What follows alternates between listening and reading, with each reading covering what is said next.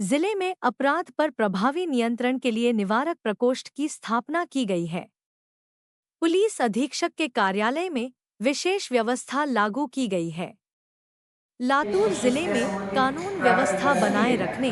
छोटे-मोटे और बार-बार होने वाले अपराधों की प्रवृत्ति पर प्रभावी ढंग से अंकुश लगाने और आम नागरिकों को सुरक्षित और भयमुक्त वातावरण प्रदान करने के उद्देश्य से लातूर के पुलिस अधीक्षक कार्यालय में एक अलग निवारक प्रकोष्ठ की स्थापना की गई है।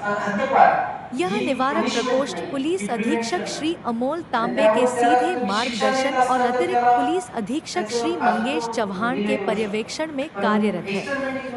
इसमें एक विशेष रूप से प्रशिक्षित अधिकारी और 5 पदाधिकारी नियुक्त किए गए हैं। इस प्रकोष्ठ द्वारा जिले के आपराधिक प्रवृत्ति वाले व्यक्तियों के विरुद्ध कानूनी ढांचे के भीतर कड़ी निवारक कार्रवाई की जा रही है।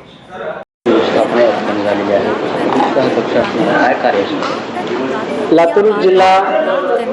पोलीस अधीक्षक कार्यालयामध्ये नव्यानं कार्यान्वित करण्यात आलेला प्रतिबंधक कक्ष अर्थात प्रिव्हेंटिव्ह सेल याची कामगिरी 1 जानेवारीपासून त्या ठिकाणी पूर्ण क्षमतेने सुरू करण्यात आलेली आहे। या प्रिव्हेंटिव्ह सेलमध्ये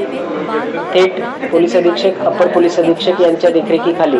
एक अधिकारी आणि 5 अंमलदारांची एक स्वतंत्र टीम त्या ठिकाणी करण्यात आलेली आहे। लातूर जिल्ह्यामध्ये 2020 पासून दाखल असलेल्या सर्व गुन्ह्यांचा जो डेटा आणि गुन्हेगारांचा रेकॉर्ड त्या ठिकाणी एकत्रित करण्यात आलेला आहे। त्यानंतर दैनंदिन ज्या काही घटना घडत आहेत त्यामध्ये एनसी असतील किंवा गुन्हे असतील तर या अनुषंगाने रोजच्या रोज त्या अपडेट त्या ठिकाणी केल्या जात आहेत आणि ह्या सर्व गुन्हेगारांच्या एकत्रित असलेल्या रेकॉर्डच्या आधारे वेगवेगळ्या कायद्यामधील ज्या प्रतिबंधक कारवाई आहेत त्याच्यामध्ये बीएनएसएस कलम 126, बीएनएसएस कलम 129, त्याचबरोबर महाराष्ट्र पोलीस अधिनियम अनुषंगे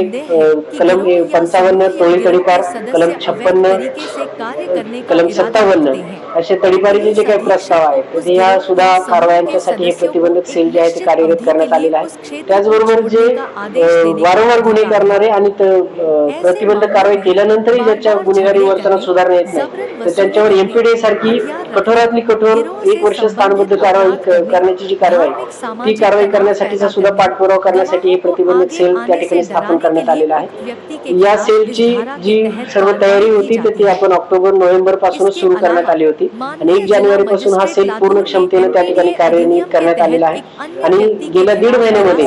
या सेलनं त्या ठिकाणी जवळपास 3 एमपीडीचे प्रस्ताव त्या ठिकाणी सादर केलेले आहेत, ज्याचा पाठपुरावा करून 2 प्रकरणांमध्ये आपल्याला स्थानबद्धतेचे आदेश त्या ठिकाणी मिळालेले आहेत। याच सेलनं 55 प्रमाणे एक टोळीसाठी तडीपारीचा प्रस्ताव, कलम 56 अन्वये 8 गुन्हेगारांचे तडीपारीचे प्रस्ताव आणि कलम 57 अन्वये दोषसिद्ध असलेल्या 215 गुन्हेगारांचे तडीपारीचे प्रस्ताव जे आहेत ते वेगवेगळ्या जे संबंधित कॉम्पिटंट अथॉरिटी आहेत त्यांच्याकडे पाठवलेले आहेत। केवळ प्रस्ताव पाठवून हे सेल त्या ठिकाणी थांबणार नाही तर त्या प्रस्तावांचा पाठपुरावा करून या सर्व प्रकरणांमध्ये त्या ठिकाणी तडीपारीचे आदेश निर्गमित होईपर्यंत हे सेल त्या ठिकाणी कार्यरत राहणार आहे आणि या सेलच्या माध्यमातून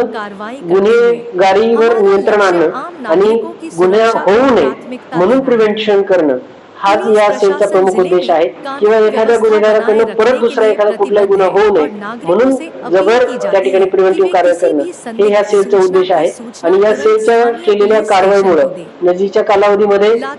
गुन्हेगारीमध्ये मोठ्या प्रमाणावर त्या ठिकाणी